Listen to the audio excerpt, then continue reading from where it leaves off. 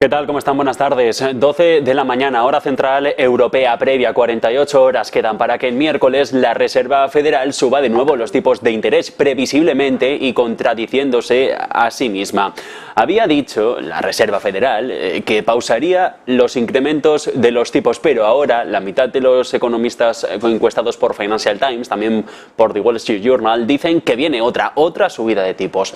Uno de cada tres asegura que viene otra y otra más. En realidad lo que viene son dos subidas más de tipos y hay un 8%, un porcentaje menor, que aseguran que van a ser tres subidas más de endurecimiento monetario. Es el final de la escalada, pero los precios no terminan de bajar y no sabemos cuántos puertos de montaña más nos quedan.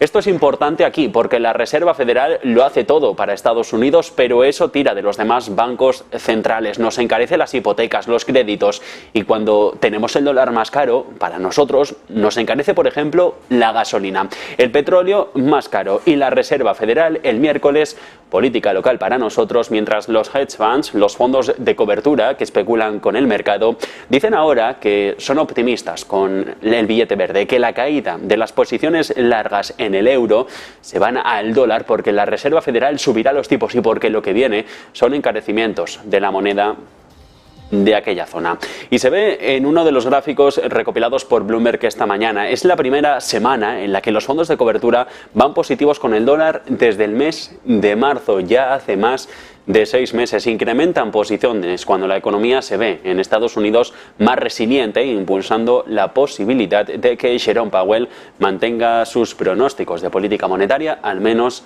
hasta finales de año. ¿Por qué mejoran? ¿Por qué toman posiciones frente a terrenos alcistas? Por los diferenciales de crecimiento.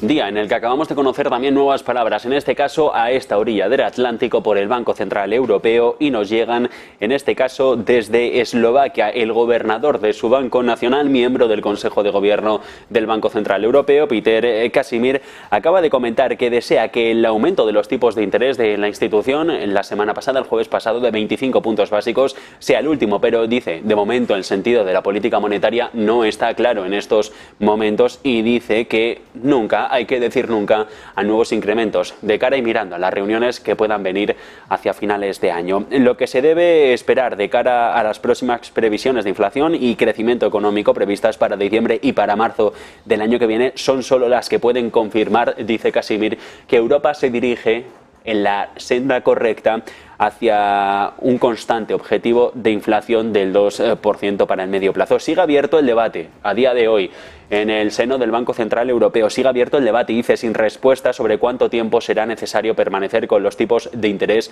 en niveles máximos.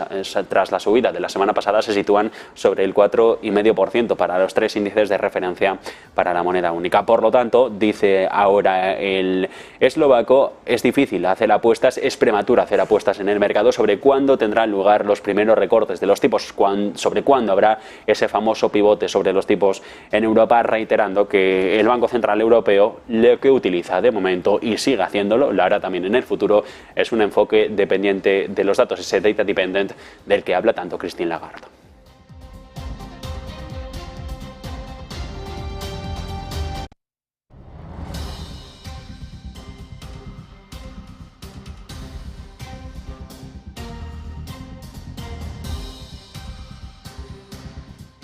Y entre tanto, pendientes también estábamos que a eso de las mediodía, de las 12 de la mañana, hora central europea, saliera el último informe del Bundesbank, el mayor banco central de todos los que componen el Consejo de Gobierno del Banco Central Europeo, y ya tenemos el documento por parte del organismo germano en el que dicen que espera que la economía alemana se contraiga de nuevo, que se contraiga durante el tercer trimestre, el que vamos a acabar en apenas unos días, a finales del mes de septiembre. ¿Por qué? Sobre todo, dice, por la debilidad de la industria, por un debilitado consumo privado que sigue preocupando en la locomotora europea. Prácticamente preocupaciones que se pueden extraer y replicar en otros territorios europeos, como puede ser España, tras esa relectura del crecimiento y de la contabilidad nacional que hemos tenido. Informe del Bundesbank en el que dice, y a las claras, el Banco Central de aquel país le dice al gobierno de coalición de Olaf Scholz con liberales y verdes que la economía alemana necesita una reforma para poder seguir siendo esa locomotora de crecimiento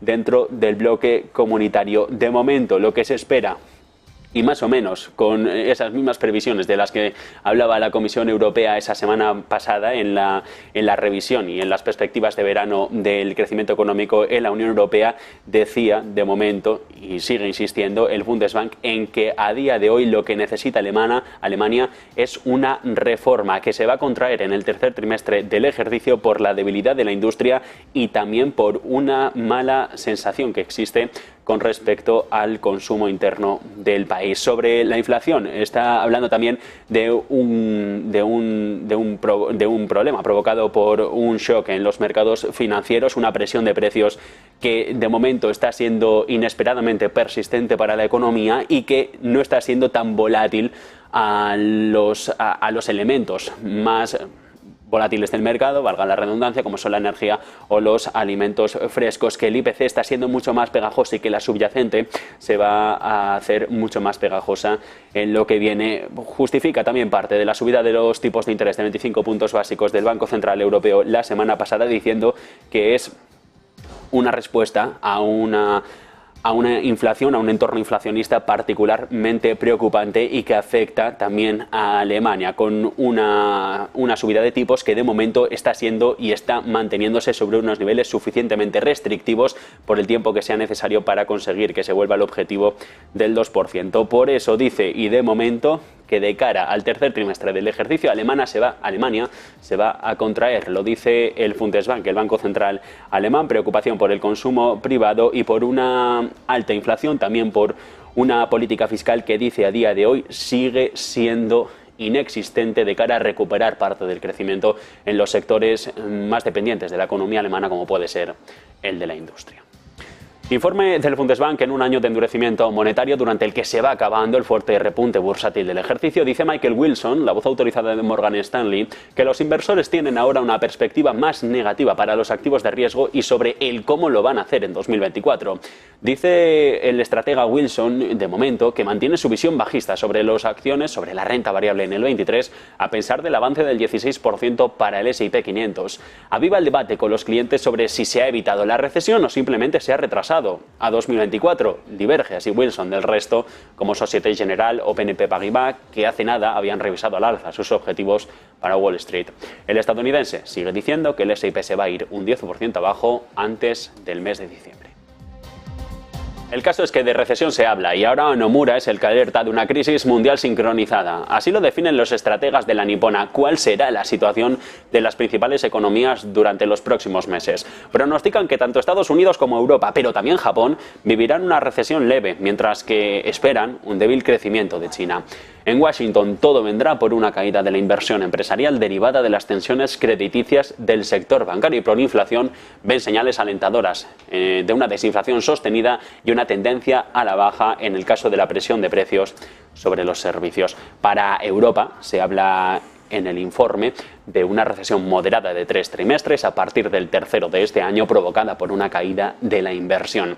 Todo también como consecuencia de la debilidad de unos últimos datos macro en la zona euro, unos retrasos en política monetaria, una caída de la demanda de préstamos que convergen todo con un pobre contexto global y que sugieren que es cuestión de tiempo que la recesión se termine materializando.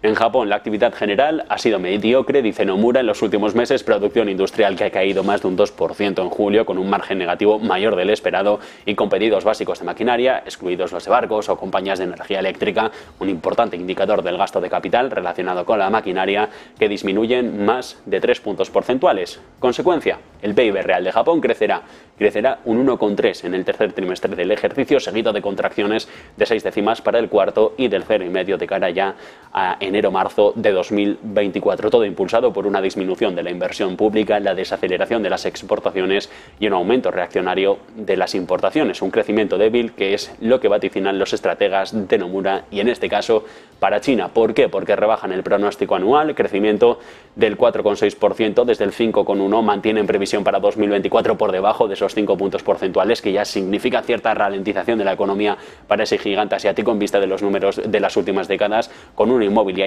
que dice que necesitará poner sobre la mesa muchos más estímulos para recuperarse. El caso es que por el inmobiliario Evergrande vuelve a estar en la picota. La China no deja de lado la polémica y vuelve a ser noticia tras la detención este fin de semana de varios empleados de una de sus filiales financieras. Los hechos han tenido lugar un mes después de declararse Evergrande en bancarrota en Estados Unidos y han provocado una nueva caída de bolsa en los títulos en sesión intradía que a cierre de negociación ha aminorado esas pérdidas y el hueco bajista ha sido apenas superior al punto porcentual. Aprovechan las autoridades para dar cuenta de que aún se sigue investigando a la firma un mes después de declararse en esa bancarrota, a acogerse al capítulo 11 de la ley de quiebras en Estados Unidos, que fue justo cuando registró la pérdida semestral superior a los 4.500 millones de dólares y después de retrasar la toma de decisión sobre la reestructuración de la deuda offshore el mes que viene para permitir a los tenedores de este tipo de bonos tener más tiempo para evaluar el plan de reestructuración general de la firma. Día y jornada en la que el atribulado sector inmobiliario chino vive un mes de pruebas. Country Garden, veremos si paga los intereses de los bonos en dólares y el fin de la votación sobre los acreedores para extender la solicitud del que vencía en yuanes en las próximas horas, pero de momento se retrasa el pago por 3 años más. Tendría que pagar los más de 67 millones de dólares de capital pendiente el mes que viene, pero de momento parece que todo se está negociando a mayor vencimiento a corto plazo, justo cuando tiene dificultades para realizar los pagos más pequeños en divisa extranjera. Hay 15 millones todavía de Evergrande en intereses que vencen hoy sobre un bono emitido con fecha límite de 2025. El caso es que la desaceleración del crecimiento y las tensiones geopolíticas están asfixiando también al mundo de las startups chinas, que alguna vez engendró unicornios de la talla de ByteDance o Didi, tal y como avanza el último informe de PitchBook. La recuperación económica de China tras la pandemia se ha desacelerado. Las tensiones entre Estados Unidos y el gigante asiático se han extendido a las finanzas, han frenado el moderado sentimiento de mercado y la regulación ha complicado que muchas salgan a bolsa en el extranjero. Las empresas de capital riesgo en China han invertido 26.700 millones de dólares en más de 3.000 acuerdos en el semestre. Parece mucho, sí, pero el problema, la clave del informe es que sobre base anualizada se da cuenta de una caída superior a los 30 puntos porcentuales con respecto a los niveles de hace un año, camino de ir al peor ritmo de los últimos 7 ejercicios. Poco dinero cuando el valor anualizado de los pactos por valor de más de 100 millones de dólares, esos mega acuerdos, están en mínimos, en este caso, desde 2015.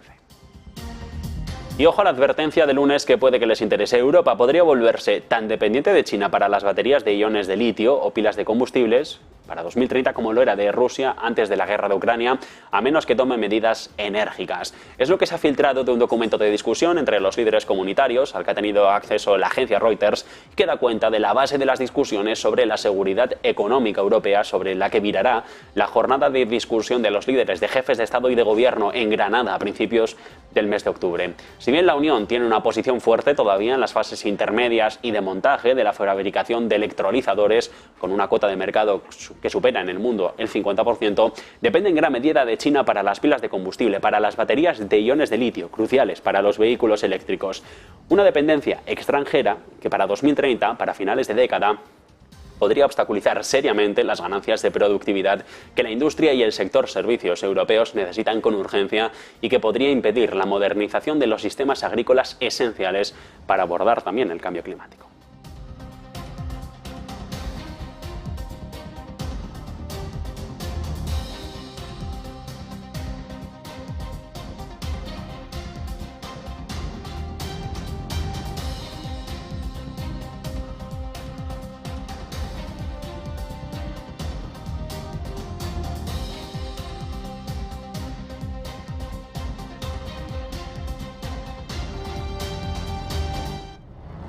Una pausa para publicidad y seguimos.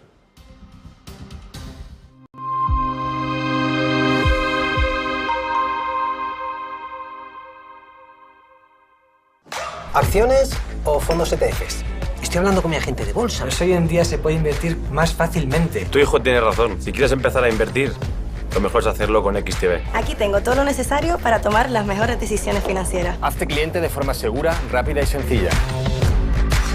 Y una app intuitiva y fácil de usar. Con solo unos clics, invertido. Ya ves, hoy en día si quieres invertir, lo mejor es hacerlo con XTB. Invertir implica riesgos y puede no ser adecuado para usted.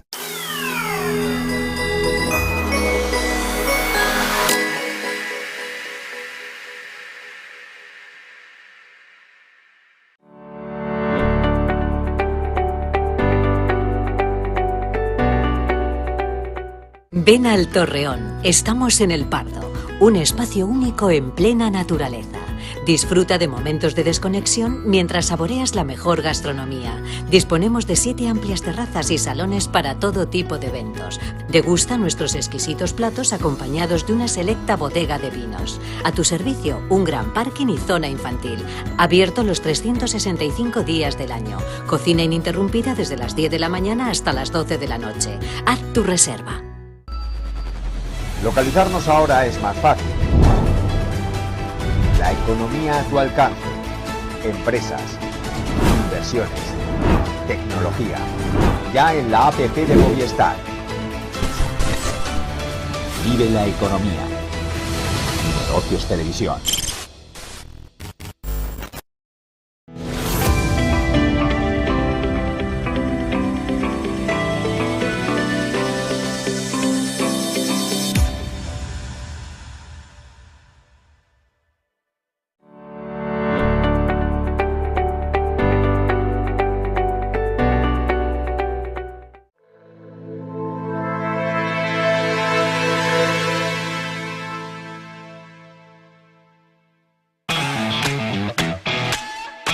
¿Hay un mejor momento para empezar a invertir en el mercado?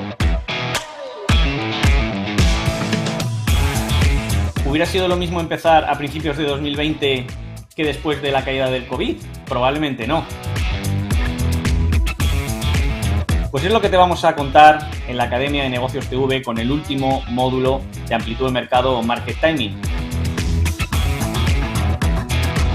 Vamos a intentar recopilar todos los indicadores, todas las herramientas, todos los sistemas de cobertura que utilizamos para que veas y eleves tu trading a un nivel mucho más profesional. Soy Víctor Galán y voy a ser tu tutor, tu profesor, durante este apasionante módulo de 8 capítulos. Te esperamos y esperamos verte pronto.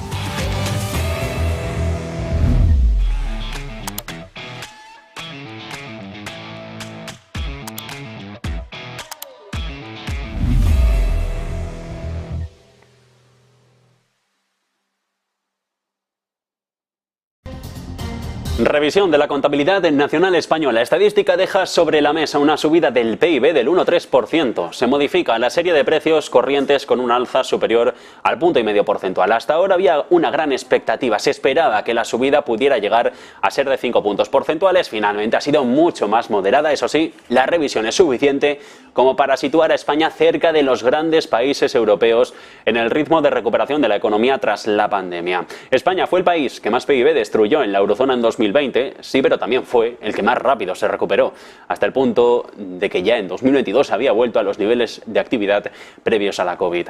Además, sube del 5,5 al 5,8 el crecimiento para el 22. El resultado es que ese año el PIB fue un 1,2% superior al dato adelantado hasta ahora, situando a España a un nivel similar al de Francia, Alemania o Italia en la recuperación de los niveles del 19. Por lo que se refiere a demanda nacional, la variación interanual del volumen de gasto en consumo final se revisa hasta el 3,4%. Estos son 4 décimas más de lo estimado previamente y por su parte la formación bruta de capital sitúa su tasa en el 1,4%. Antes se hablaba del 3,5%, dato que preocupa. La revisión se concentra en dos de los motores de la economía española, el consumo privado y la demanda externa. En este caso, ambos fueron mejor de lo calculado inicialmente. En cuanto a los sectores, destacan la industria manufacturera y las actividades profesionales junto a las científicas. Revisión al alza del PIB, que en datos nominales supone un cálculo de 20.000 millones de euros más. También sirve para reducir la ratio de endeudamiento del país en el entorno del 1,6%. Recuperación del nivel prepandemia en 2022 para España de la actividad económica que vamos a analizar en los próximos minutos con Daniel Rodríguez Asensio, secretario de Economía del Partido Popular de Madrid. ¿Qué tal? Muy buenas tardes. Muy buenas tardes.